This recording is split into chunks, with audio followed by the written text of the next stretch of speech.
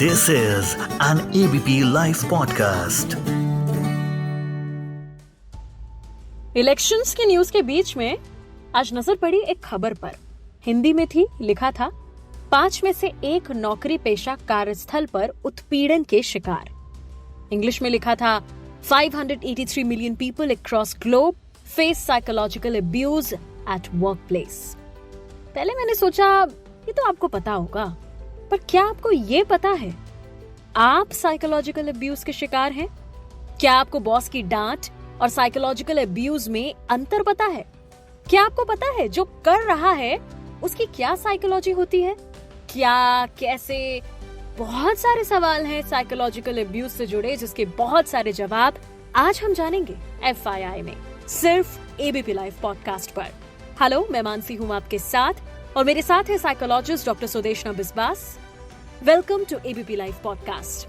International labour organization की ये report है जिसमें से मैंने ये बड़ा सा आंकड़ा बताया कि 583 million people across the world they face psychological abuse at work place. मतलब कि अगर कोई झेल रहा है तो सोचो उसकी हालत क्या होगी, क्योंकि हम तो सुबह से लेकर रात तक पूरा दिन का ज्यादातर समय ऑफिस में ही बिताते हैं, अगर नौकरी पेशा है तो, जो कि हमारा एक ह्यूमन राइट है। इसे अक्सर इग्नोर कर देते हैं, भूल जाते हैं, तो इसके बारे में बात नहीं करते। बट मैं आज बात करूंगी। सबसे पहला सवाल जो मैं लेना चाहूंगी वो यही कि ये साइकोलॉजिकल अब्यूज होता क्या है? देखिए, साइकोलॉजिकल अब्यूज या सीधा वर्ड अगर हम अब्यूज का लेते हैं तो कोई भी चीज जो किसी को तनाव देती है, और किसी भी उम्र में ये चीज हो सकती है, देखा जाए तो अब्यूज जो चीज है। बट साइकोलॉजिकल अब्यूज यानी कि वो मानसिक तौर से तनाव में है, बाहरी तरीके का, किसी प्रेशर की वजह से। और वो प्रेशर किसी और के द्वारा क्रिएट की जा रही है। ओके। तो और जी हाँ, तो ये है साइकोलॉजिकल अब्यूज जो हम मेनली बोलते हैं। और अगर अब बात करें हम psychological abuse at work place पर, तो ये क्या है? हाँ, तो साइकोलॉजिकल अब्यूज जो वर्क प्लेस पे होता है, यानी कि वर्क प्लेस का जो एनवायरनमेंट है वहाँ पे जो तनाव क्रिएट होता है लोगों के लिए, स्पेसिफिकली एम्प्लॉयज के लिए, अलग अलग कारणों की वजह से, जिसके चलते वो लोग तनाव महसूस करते हैं और वो एक या तो डिप्रेशन की तरफ बढ़ते हैं या तो एंजाइटी की तरफ बढ़ते हैं। तो वो जो माहौल जो उनके ऊपर तनाव क्रिएट करता है और उन्हें एक डिसऑर्डर की तरफ ले जाता है, उस चीज को हम बोलते हैं psychological abuse in work place. लोगों को समझ नहीं आता, एक्चुअली लोग नहीं समझ पाते कि बॉस की डांट में और साइकोलॉजिकल अब्यूज में क्या अंतर है। क्या कोई अंतर है या इज इट द सेम? क्या है ये? बिल्कुल अंतर है। देखो, बॉस की डांट वजह से भी पड़ सकती है, बेवजह भी पड़ सकती है। अब वजह ये हो सकती है कि एक गलती, अब गलती क्या उतनी बड़ी है जिसके चलते डांट पड़ सकती है, या बहुत छोटी वजह की चलते बहुत बड़ी तरीके से डांट पड़ रही है। तो अगर गलती छोटी है, डांट बहुत ज्यादा है उसकी तुलना में, तो वो एक अब्यूज का रूप ले रही है। उसी तरीके से अगर उस चीज में बेवजह डांट पड़ रही है क्योंकि बॉस का मूड ठीक नहीं है, तो वो भी एक तरह का साइकोलॉजिकल अब्यूज के अंडर आता है। क्या आप इसे किसी एग्जाम्पल के तौर पे समझा सकते हैं? एग्जाम्पल के तौर पे, फॉर एग्जाम्पल, एक एम्प्लॉय को दिया गया कि आप ये रिकॉर्ड पूरा करके लाओ। अब 10 जनों का एक रिकॉर्ड पूरा करने का उसे कहा गया, तो रिकॉर्ड पूरा करके ले जाता है अपने बॉस के पास। बॉस 9 देखता है सही है, लेकिन 1 गलत। अब 1 गलत पे वो उसे समझा सकता था, बट वो उसको बुरी तरीके से डांटता है कि तुम किसी काम के नहीं हो। तो उसने जो 9 काम किए जो सही किए, उसको एक्नॉलेज नहीं किया। Okay. So this is like psychological abuse. Correct. और इसमें होता क्या है मेनली? बिकॉज जब हम अब्यूज की बात करते हैं तो हमें मेनली जो अब्यूज में आ गया तो वायलेंस, चाहे वो फिजिकल हो, वो समझ आता है। बट साइकोलॉजिकल एक्चुअली हम ना समझ ही नहीं पाते कि हमारे साथ हो क्या रहा है। और बहुत बाद में जब हम डिप्रेशन में पहुंच जाते हैं तब हमें पता लगता है कि यस, कुछ तो हो गया है। तो हम पहचाने कैसे? क्या कोई अर्ली साइंस हैं जिनसे हम पहचान सकते हैं कि ये साइकोलॉजिकल अब्यूज हमारे साथ हो रहा है? हाँ, सबसे पहले मैं 2-3 चीजें बताऊंगी जिस तरीके के माहौल में एक्चुअली साइकोलॉजिकल अब्यूज होता है। इसके बाद में मैं आ रही हूँ वार्निंग साइंस पे, जिसको देख के समझा जा सकता है कि शायद ये साइकोलॉजिकल अब्यूज हो रहा है। जी, तो जिन सिचुएशंस में होता है, एक जैसे कि आपने बताया कि बॉस रिलेटेड वाली चीज होती है, ये एक है। दूसरा जो बहुत कॉमन है वो है अमंग द कलीग्स, जो साथ काम करने वाले लोग हैं। कई बार ऐसा होता है कि काम एक जना कर रहा है लेकिन क्रेडिट दूसरा ले जा रहा है। ओके। राइट, तो जिसको क्रेडिट नहीं दी जा रही है वो साइकोलॉजिकली बहुत ज्यादा डीमोटिवेट हो रहा है। लेकिन कई बार उनको ये बात समझ में ही नहीं आती। उनको लग रहा है मेरा काम है, मैं काम कर रहा हूँ, मुझे महीने के अंत में तनख्वाह मिल रही है तो मुझे सेटिस्फाइड रहना चाहिए। लेकिन एक टाइम पे जाके उसको समझ में आता है कि मुझे तो मेरे काम की क्रेडिट ही नहीं दी जा रही है, मेरा क्रेडिट कोई और लिया जा रहा है। तो वहां से उस पे वो तनाव डेवलप होता है। वो महसूस करना शुरू करता है कि अच्छा, मुझे अच्छा नहीं लग रहा, मुझे यहाँ काम करना अच्छा नहीं लग रहा, मुझे रोज काम पे जाना अच्छा नहीं लग रहा। तो ये एक सिचुएशन है जो उनको बहुत लेट समझ में आती है, बट बाय द टाइम वो अब्यूज शुरू हो चुका है या वो चरम मात्रा में है। जी। कई बार होता है कि सबॉर्डिनेट सपोर्ट नहीं करते। फॉर एग्जाम्पल, एक न्यू एम्प्लॉई आता है तो जो अंडर काम करने वाले हैं उसको पसंद नहीं करते तो वो अपना काम ढंग से नहीं करते। तो काम ढंग से नहीं करने की वजह से उसको बॉस से गालियां मिल रही है कि काम क्यों नहीं सही है। राइट, तो यहाँ पे भी वो चीजों को समझने में उनको टाइम लग रहा है कि ये प्रॉब्लम मेरी नहीं है, प्रॉब्लम बाकी लोग मेरे लिए क्रिएट कर रही है और तनाव में मैं आ रहा हूँ। राइट, तो ये सारे सिचुएशंस है जो यूजुअल होता है, जो psychological abuse in the work place होता है। तो सबसे पहला जो वार्निंग साइन है या लोगों को समझ में आना चाहिए कि मेरे साथ कुछ गलत हो रहा है, वो सबसे पहला है जो रियलाइजेशन वाला चीज है। दैट इज द फर्स्ट चीज कि अगर उसको वो समझ में आ जा रहा है कि मेरे साथ गलत हो रहा है, तब उसको अगला जो चीज समझना है कि उसका प्रभाव मुझ पे क्या हो रहा है। क्या मैं ओके हूँ, मुझे कोई फर्क नहीं पड़ता जो करे, या मेरे पर उसका प्रभाव पड़ रहा है, मुझे अच्छा नहीं लग रहा है, या मुझे काम पे जाने का मन नहीं कर रहा है, या मैं काम पे जा रहा हूँ तो मैं दुखी रह रहा हूँ, मैं वापस आके भी दुखी रह रहा हूँ। तो अगर ये सारी सिचुएशंस के आंसर्स यस है कि हाँ मुझे अच्छा नहीं लग रहा या मेरे साथ गलत हो रहा है, तो वहीं पे उनको समझ जाना चाहिए कि यहाँ पे मुझे या तो आवाज उठानी है या तो मुझे कोई ना कोई डेफिनेटली अपना कुछ चेंज करना है ताकि मेरे साथ ये आगे ना हो। एब्सोल्युटली। अच्छा, जो कर रहा है साइकोलॉजिकल अब्यूज, उसकी क्या साइकोलॉजी होती है? क्या उसे ये समझ आ रहा होता है कि yes I am doing psychological abuse? नहीं, कई बार इन लोग को समझ में नहीं आती है। फॉर एग्जाम्पल, बॉस लोगों को द मोमेंट वो लोग बॉस के सीट पे बैठ जाते हैं, उनके पास एक अथॉरिटी आ जाती है, उनको वो पावर का एक नशा, जो बोलते हैं पावर का नशा चढ़ता है। पावर का नशा यानी कि मैं नीचे वाले को डांट सकता हूँ, मेरे में वो अथॉरिटी है। उसका प्रभाव क्या होने वाला है आगे वाले पे वो समझ ही नहीं पाते उस चीज को, और जब तक समझते या जब तक उनको वो गिल्ट का एहसास होता है तब तक बहुत देर हो चुकी होती है। हाँ, सिमिलरली जो कलीग्स होते हैं, कलीग्स भी जब मजाक उड़ाते हैं बोलो या क्रेडिट ले जाते हैं, कई बार मतलब वर्क प्लेस में मजाक उड़ाया जाता है एक और एम्प्लॉय का, तो जब मजाक उड़ाने वाले हैं वो तो एंजॉय कर रहे हैं, उनको नहीं समझ में आ रहा है कि उनके मजाक का प्रभाव क्या पड़ रहा है, या वो बुलिंग कर रहे हैं तो उसका प्रभाव आगे वाले पे क्या पड़ रहा है। तो ये समझ की कमी अधिकतर टाइम पे होती है। बहुत कम जगह पे ऐसा होता है जहाँ पे वो लोग इस चीज को समझ के करते हैं, डेलिबरेटली करते हैं कि इसके मानसिक संतुलन को हमें हिलाना है। तो वो डेलिबरेट वाला चीज कम जगह पे होती है, अधिकतर जगह पे बिना जाने होती है। तो इस वजह से आजकल कई ऑफिस वगैरह में ना ये बॉस लोगों की एक ट्रेनिंग स्टार्ट हो चुकी है, जहाँ पे उनको how to deal with the juniors ये स्पेसिफिकली ट्रेन किया जाता है। ओके, कि आपको कैसे बिहेव करना है, या आप कितने एक्सटेंट तक आप स्ट्रिक्ट हो सकते हो, कितने एक्सटेंट तक आप डांट सकते हो, गालियां दे सकते हो, और किसके बाद आप नहीं दे सकते हो। और अगर आप किसी वजह से आप उनको डांट चुके हो जहां आपको रियलाइज होता है कि आपने ज्यादा डांट दिया, तो उसको आपको फिर से रेक्टिफाई कैसे करना है, वापस उस एम्प्लॉय को बुला के बातचीत करके, ये सारी चीजों की ट्रेनिंग दी जा रही है।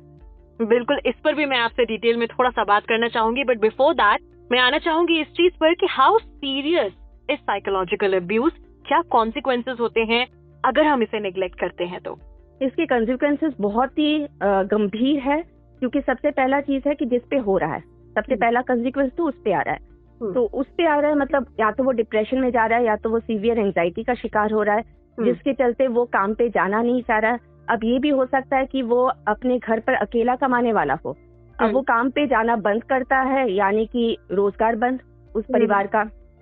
अब वो डिप्रेशन में आ चुका है, यानी उसके ट्रीटमेंट का अलग खर्चा। और अगर वो सीवियर डिप्रेशन में जाता है, जहाँ पे उसको सीवियर उस चीज का महसूस होता है कि मैं जिंदगी में कुछ नहीं कर सकता, लोग मेरा मजाक उड़ाते हैं या लोग मुझे डांटते हैं, मैं किसी काबिल नहीं हूँ, तो वो सुसाइडल भी हो सकता है।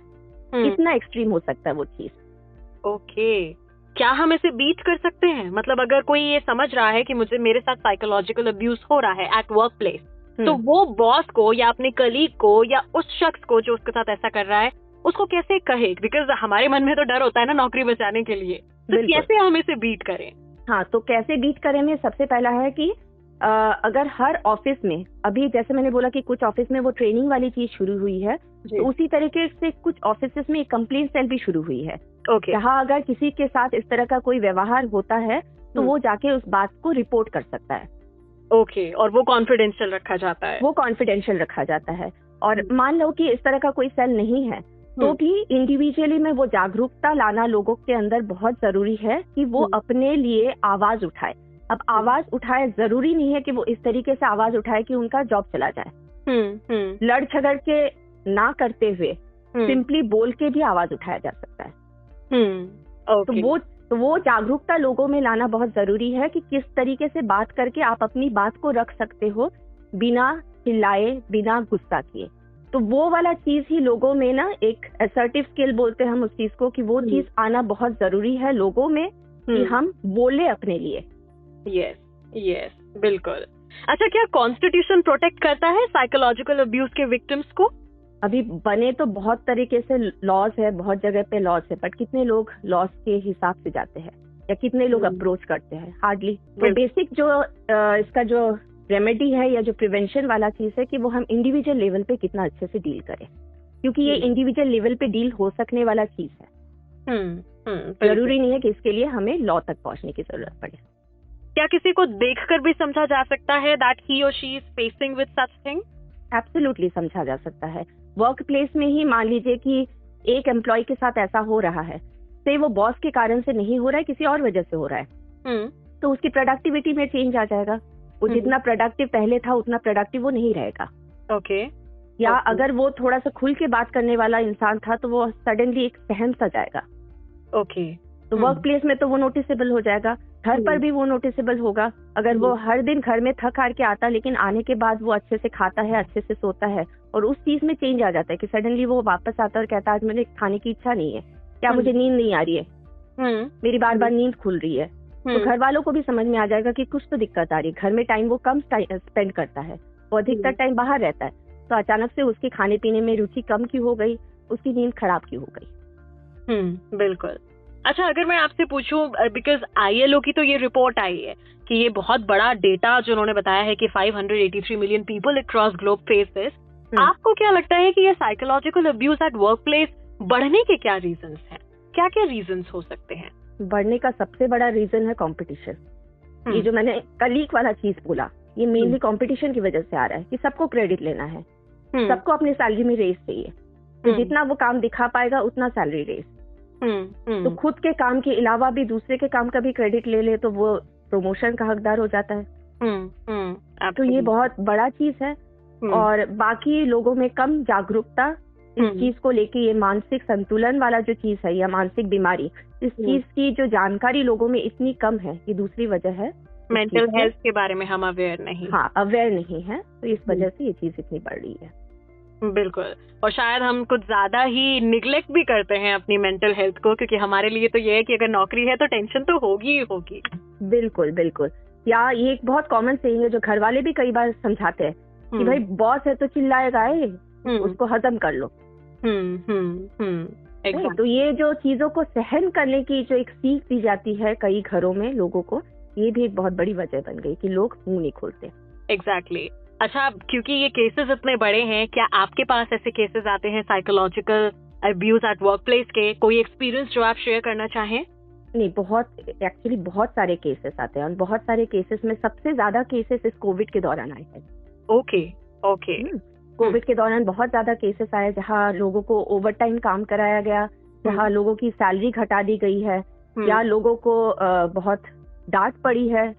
वर्क फ्रॉम होम के चलते भी उनको बहुत तरीके से डांट पड़ी है, और सबको पता था कि क्योंकि आमदनी घट गई है, जॉब नहीं छूट सकता, तो लोग बर्दाश्त कर रहे थे। तो उसके चलते ये जो पूरा चीज है ये इस कोविड के दौरान बहुत ज्यादा बढ़ी है।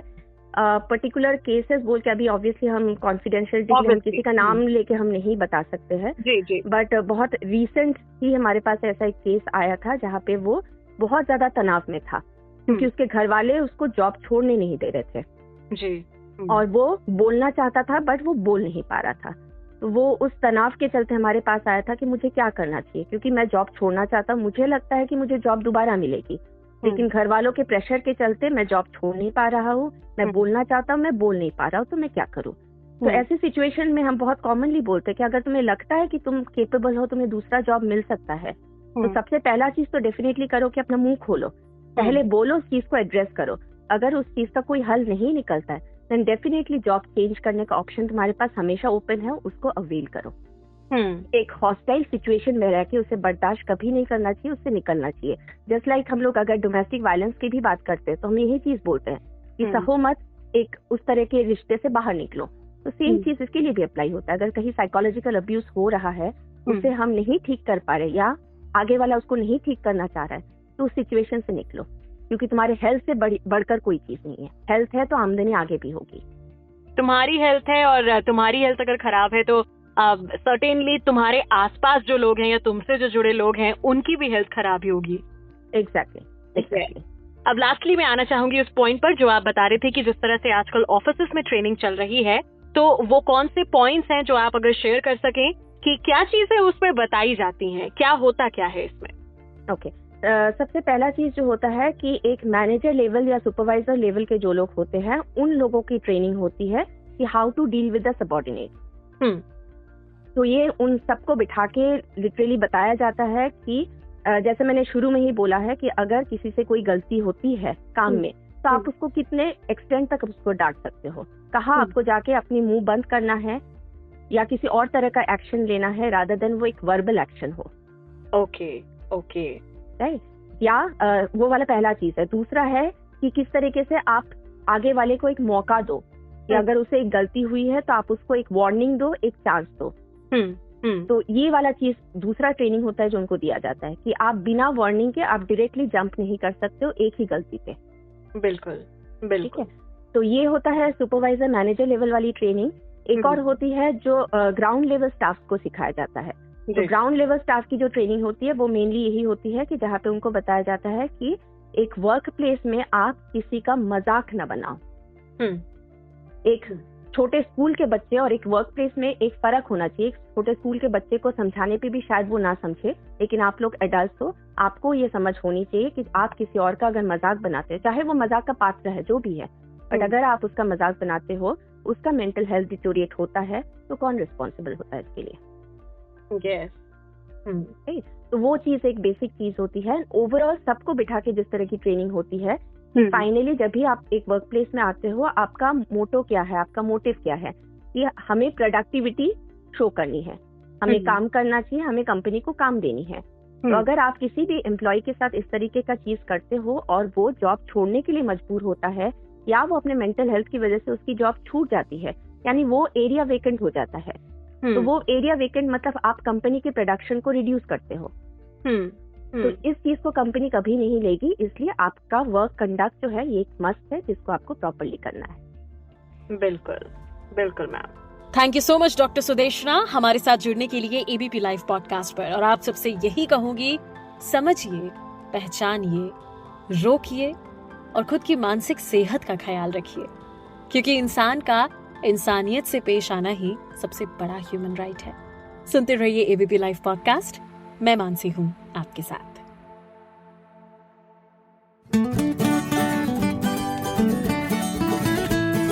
This is an ABP Life podcast.